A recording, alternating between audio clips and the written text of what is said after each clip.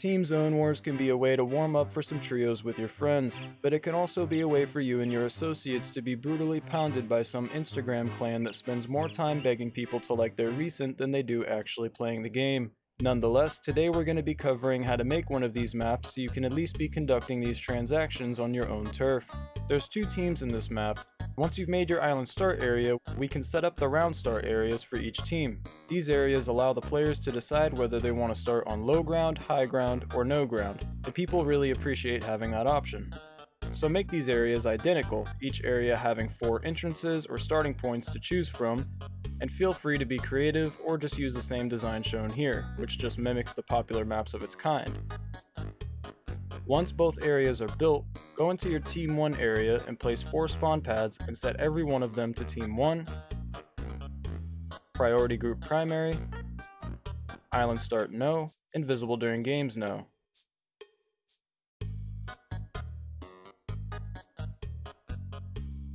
Do the exact same thing in your Team 2 area as well. 4 spawn pads, all the same settings, but set these ones all to Team 2.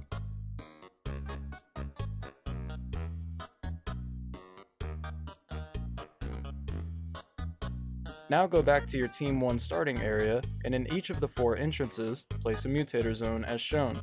I would name these areas now using a billboard, 1 for high ground, 1 for low ground, and 2 for mid-left and mid-right.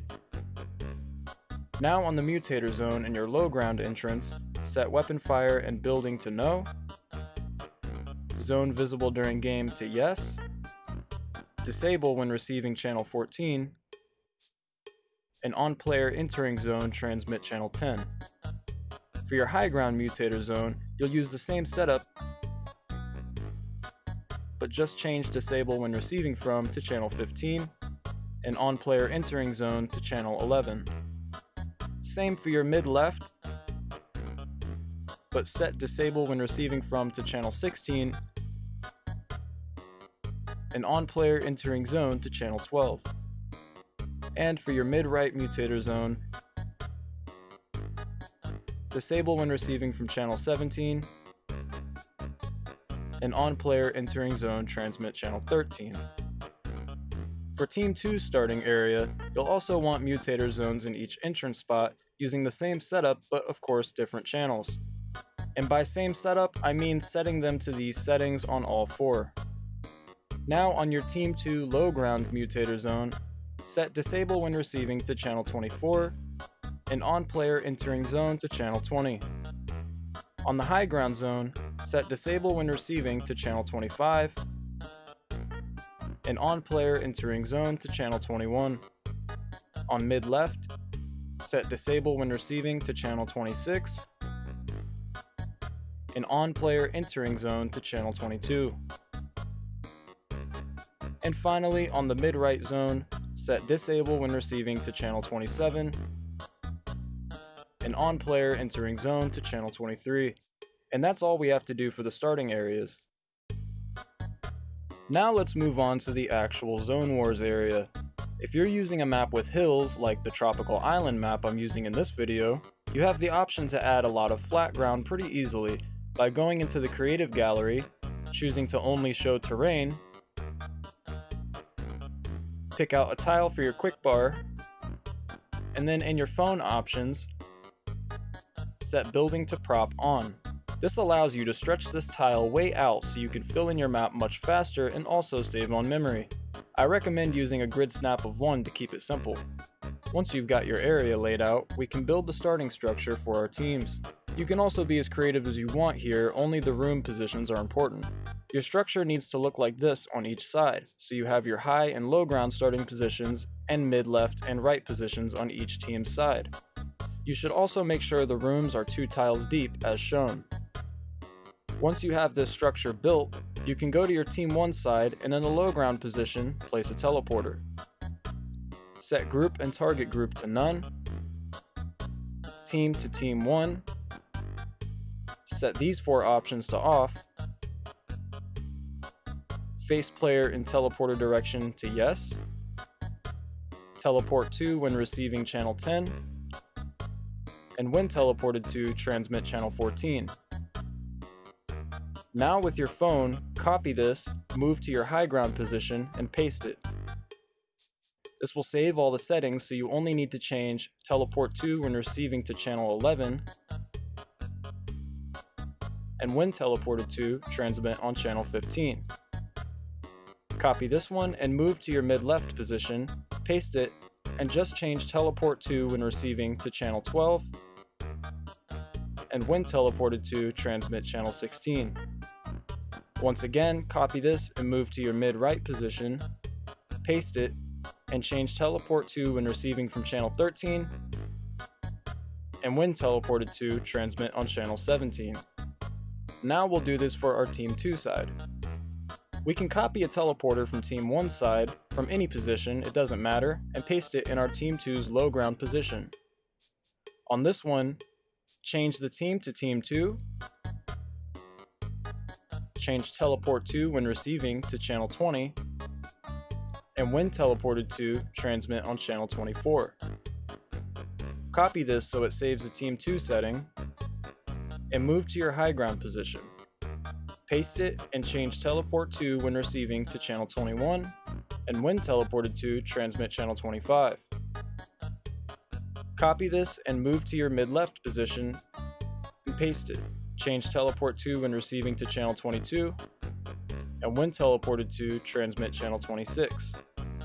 And again, copy and paste this over to the mid-right position, and change teleport to when receiving to channel 23, and when teleported to, transmit on channel 27. Now in the front of the structure, right in the center somewhere, place a barrier. The style is your choice, mine is red force field, and just set the width and depth to cover the front of every room in the structure, and then set disable when receiving from to channel 8. Now off to the side somewhere, place a timed objective device. Set start when round starts to yes. Set the time to 10 seconds. Label text can be something like what I've shown on screen. Text style to large or extra large. Set urgency mode start time to 3. And set when completed transmit on channel 8. Now we'll put in a basic storm controller. When placing this device, rotate it so that the little satellite on it is pointing forward, the direction we want the storm to move. Now in the options, you can set the initial radius so that it fits tightly around the starting structure. Mine fits best at 20 meters. We want this storm to move across most of the map before shrinking down too small. That way the players have a little more time and space to fight. So set the wait time to 5 seconds,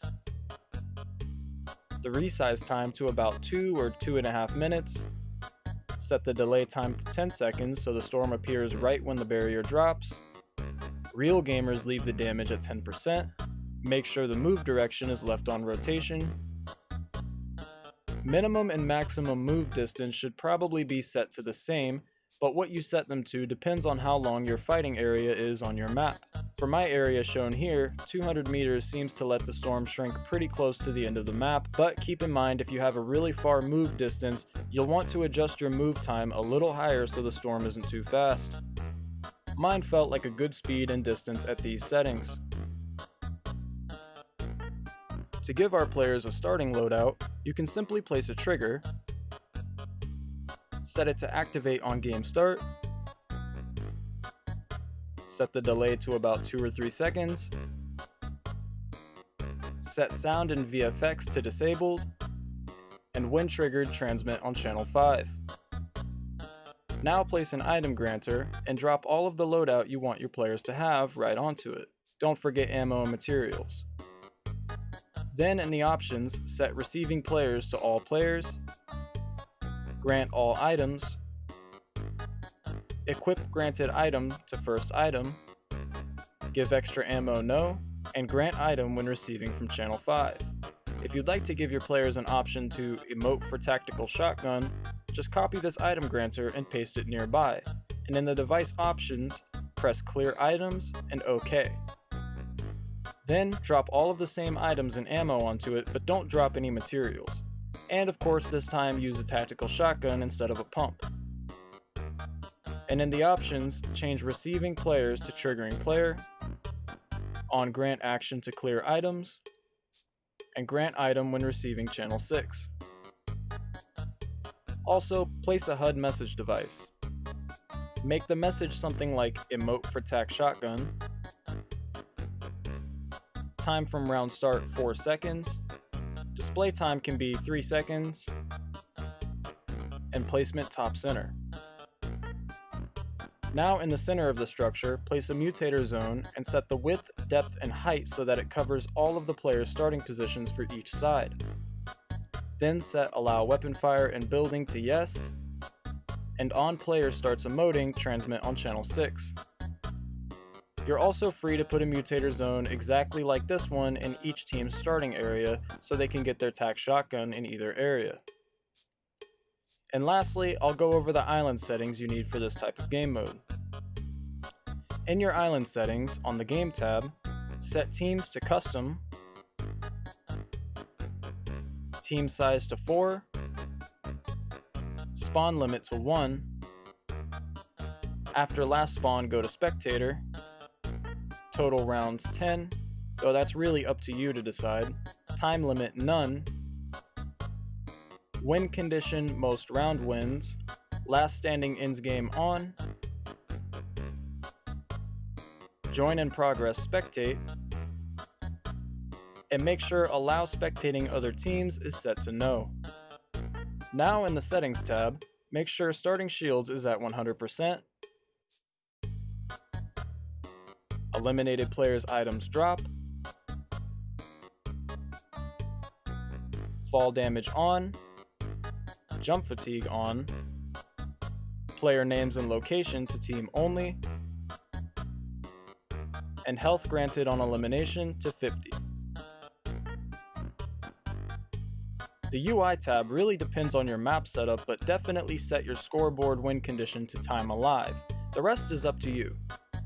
And that's all for this video. Remember to like it if you found it useful, and if you like this kind of content, I appreciate everyone that does subscribe.